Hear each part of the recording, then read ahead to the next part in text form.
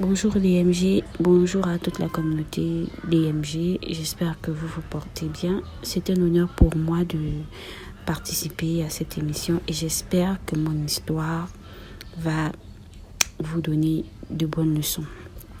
Alors je vais être un peu longue, je m'excuse déjà d'avance. En effet, j'ai été envoyée au Cameroun dans une école sous-régionale. Donc, je suis gabonaise, équato-guinéenne. Donc, j'étais là-bas. J'ai tissé les liens avec une Camerounaise d'origine Bassa. Donc, on a bien sympathisé. C'était bien. On allait en cours ensemble. On faisait tout ensemble. Donc, un jour, elle me dit, je vais t'emmener dans mon village, chez les Bassa. J'ai dit, pour faire quoi là-bas? Non, on a une cérémonie là-bas qui se passe pour les Camerounais qui connaissent la cérémonie des Bassa. On allume un grand feu là. En tout cas, c'était une cérémonie traditionnelle puisqu'elle m'a dit non, il fallait que je vienne découvrir sa culture. J'ai dit, ok, il n'y a pas de souci. Donc, le même soir, dans la nuit, comme j'ai mon ange gardien, que je vais dire, c'est quelque chose que je suis née avec, que j'ai hérité. Donc, la même nuit, mon ange gardien, elle est venue me parler en me disant que, là où tu pars là, je ne veux pas que tu partes là-bas parce que ce qui va se passer là-bas, ce n'est pas bien. J'ai dit, comment ça? Elle me dit, non, ce n'est pas bien. Et elle a disparu. J'ai dit que, celle-ci encore... Elle a même quel problème?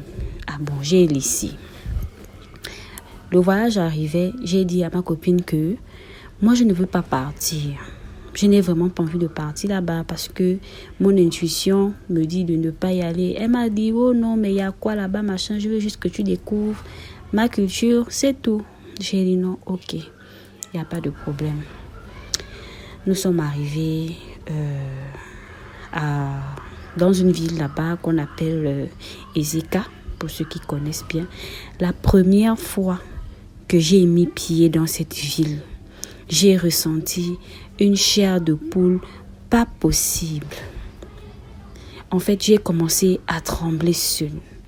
Et comme mon ange gardien, j'ai certains dons, mon ange gardien peut me murmurer à l'oreille, elle peut apparaître, elle peut parler avec moi. Donc, j'étais tellement... En fait, une peur m'a prise, je n'ai pas compris.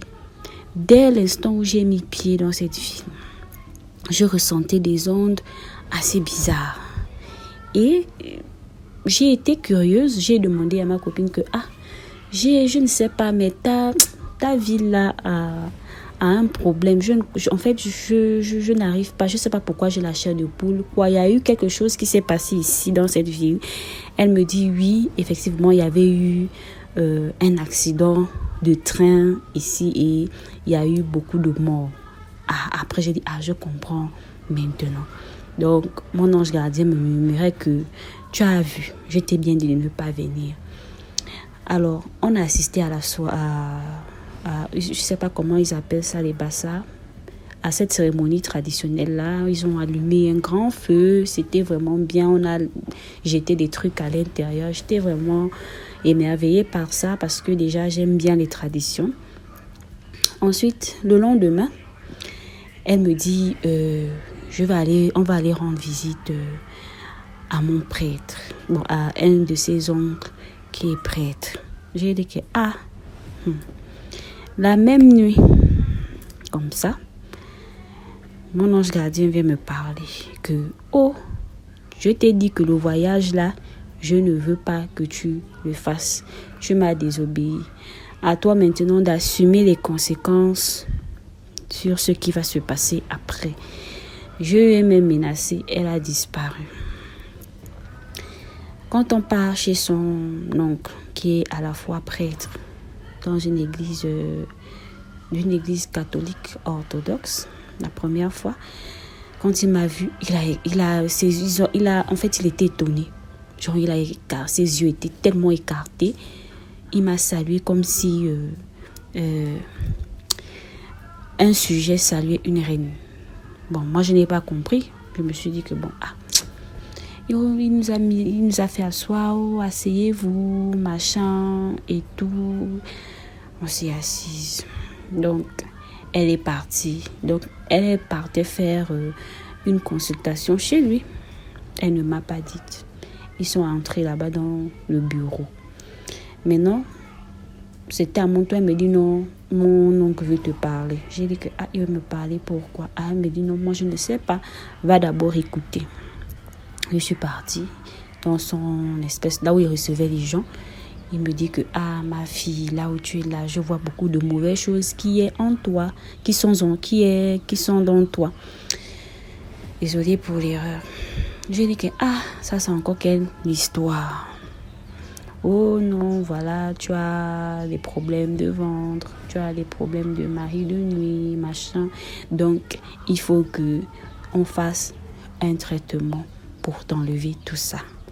J'étais étonnée que ça c'est quelle histoire. J'ai dit que ok, il n'y a pas de souci.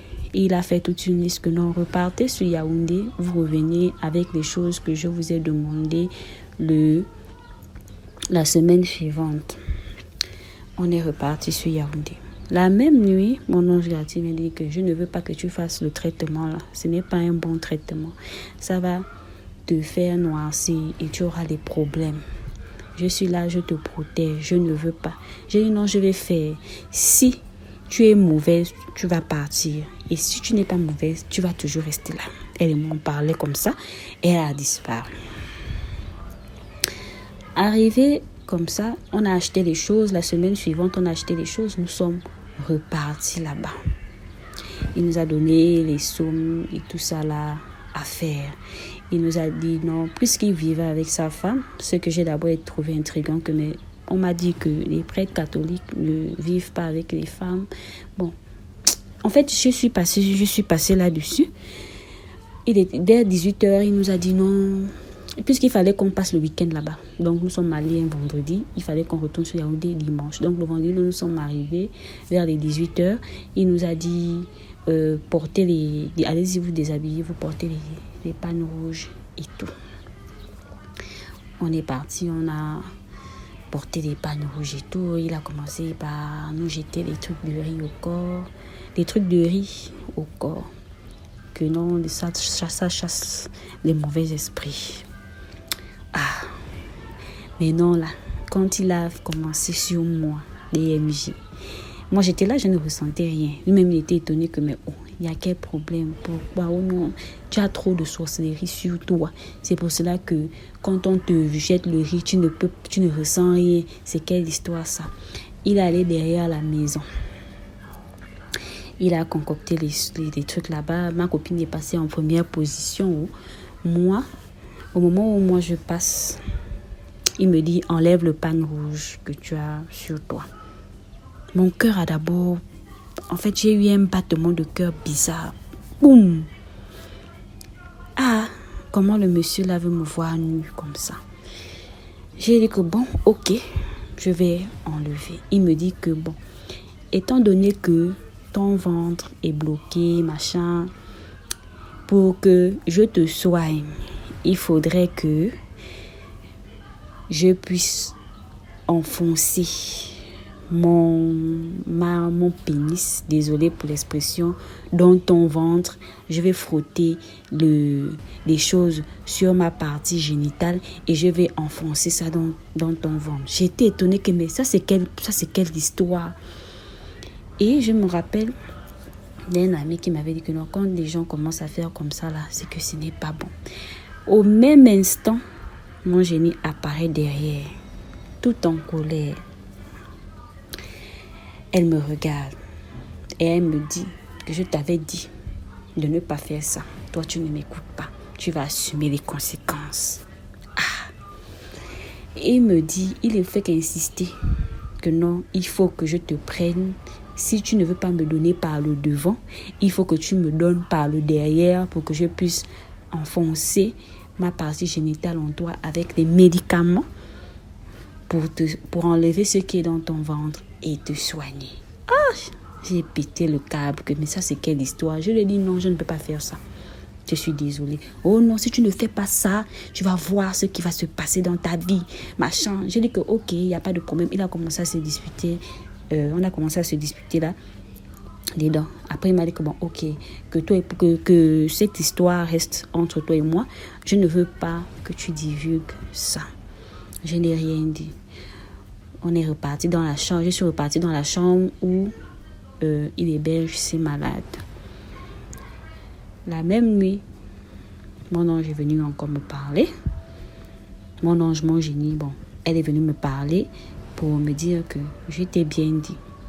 Et je te dis maintenant que je veux que tu quittes cet endroit. Cet endroit-là n'est pas bien pour toi. Quitte, retourne. Tu n'es pas venu dans ce pays-là pour ça. Ok. Quand elle disparaît, au même instant, je rêve du monsieur ou du prêtre où lui et moi, on commence une bagarre. Il me dit en rêve que non, ce que toi tu as là, moi je veux ça. Oh, et je vais tout faire pour t'enlever ce que toi on t'a donné. Tu es qui pour qu'on te donne ce genre de choses? Tu n'es rien et tu ne sais même pas l'utiliser. Je vais te tuer ici. Donc on a commencé la bagarre dans les rêves. Au point où il a fait sortir un couteau. Mais moi, je ne sais pas comment j'ai fait dans le rêve. Le couteau, on s'est battu, le couteau est tombé. Moi, j'ai pris le couteau. J'ai piqué le couteau sur la main. Il a crié, il a disparu. Le matin, maintenant, il se réveille. Il crie mon nom. Ma copine était étonnée que, mais il y a quel problème entre vous deux? Pourquoi il crie ton nom? Pourquoi il a toujours ton nom dans la bouche comme ça? Elle dit que, je ne sais pas. Sa femme est venue le matin que non, il a eu un problème, qu'il ne va pas nous recevoir, que l'on retourne à Yaoundé, on revient une autre semaine avec les poules blanches. On a pris la voiture, nous sommes repartis sur Yaoundé. Il a appelé ma copine derrière pour lui dire que ta copine là, elle a vraiment beaucoup de choses sur elle, il faut te méfier, machin. Dieu merci que c'était une fille sincère. Elle est venue me parler que non, finalement, c'est pas le problème. J'ai dit que non, il ne fallait pas m'amener dans ce genre de choses. Tu ne sais pas comment moi, on m'a conçu. Et ton oncle là, je ne sais pas. Il n'est pas quelqu'un de bien. Elle n'a pu parler, elle n'a rien dit. Elle me dit que non, finissons. Parce que ce n'est pas bien et tout. Tu as donné l'argent pour ça. Et ce n'est pas bien si ça part dans l'eau. Moi, j'étais têtue. Je n'ai pas. On est toujours parti. Maintenant, la semaine où on devait partir, je n'ai pas pu acheter les poules blanches. Donc, il disait qu'il devait faire un rituel dans la nuit à la rivière avec ça. C'est là où DMG, c'est là où l'histoire commence. Donc, nous sommes allés acheter les poulets, ma copine et moi, à Ezeka. On a acheté les poulets. Donc, on a mis les poulets dans les espèces de sacs là. Au Cameroun, il y a des sacs là qu'on fait le marché avec. On a mis les poulets à l'intérieur. Quand on arrive à la maison, les poulets étaient déjà morts. Bon, moi j'avais mon sac de poulet. Ma copine aussi avait mon sac de poulet. Donc, quand on est arrivé à la maison, ces poulets étaient vivants. Mais pour moi, les poulets étaient morts.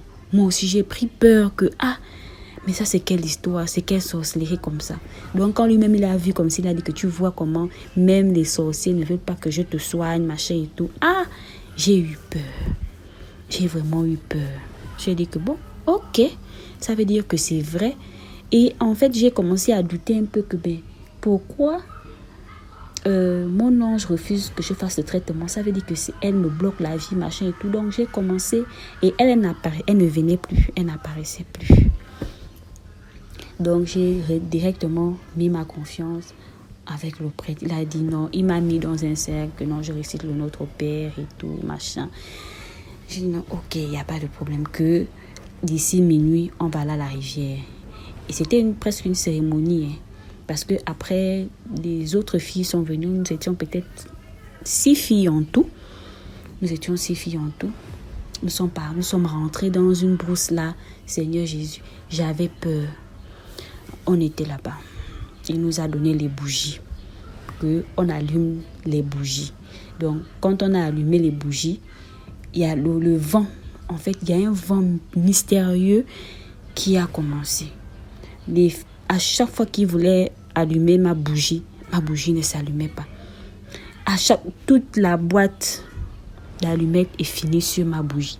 Mais pour les autres, les bougies étaient allumées malgré le vent. Mais pour moi, il n'y avait pas de bougie. Donc, ma bougie ne s'allumait pas. J'étais étonnée. Je me suis dit que ça là, c'est vraiment, vraiment, vraiment que ma vie est vraiment en dessus de ça, en dessous. Désolée. J'ai eu peur. Que, Seigneur, j'ai fait quoi aux gens? Il me dit, tu as vu, même pour allumer la bougie, c'est difficile. Il nous a dit, non, j'espère que vous avez amené l'argent que je vous ai demandé parce que vous allez jeter les billets dans la rivière. Et comme la rivière avait le courant, donc il a expliqué que si le fait quand vous allez jeter les billets de 10 000 dans la rivière et que le courant emporte ça veut dire que les ancêtres ont accepté. Au cas contraire, c'est que vraiment... Donc, les autres ont jeté leur billet. Il y a une qui a jeté son billet. Le billet est parti. Fiou. Les autres ont jeté. Mais quand moi, je suis venue jeter mon billet n'est pas allé dans le coin. Mon billet est allé au sens inverse. J'ai failli pleurer.